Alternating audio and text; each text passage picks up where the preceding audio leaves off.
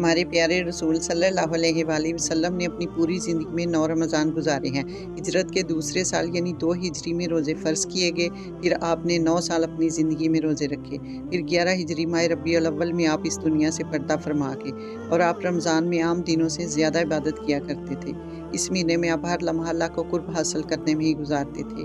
یہی وجہ تھی کہ آپ رمضان آنے سے پہلے دعا فرمایا کرتے تھے، اللہم بلغنا رمضان، اے اللہ ہمیں خیر و فیر سے رمضان تک پہنچا۔ حضرت سلیمان فارسی رضی اللہ تعالیٰ عنہ فرماتی ہیں کہ ایک دفعہ آپ نے شعبان کے آخری خطبہ میں ارشاد فرمایا، کہا اے لوگو، ایک بابرکت مہینہ تم پر سایہ فگن ہو رہا ہے۔ یہ بہت مبارک مہینہ ہے اور اس مہینے میں ایک ایسی رات ہے جو 1000 مہینوں سے بھی بہتر ہے۔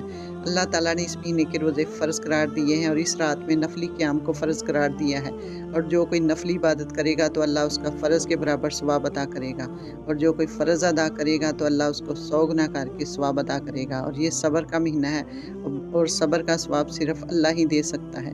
سبحان اللہ۔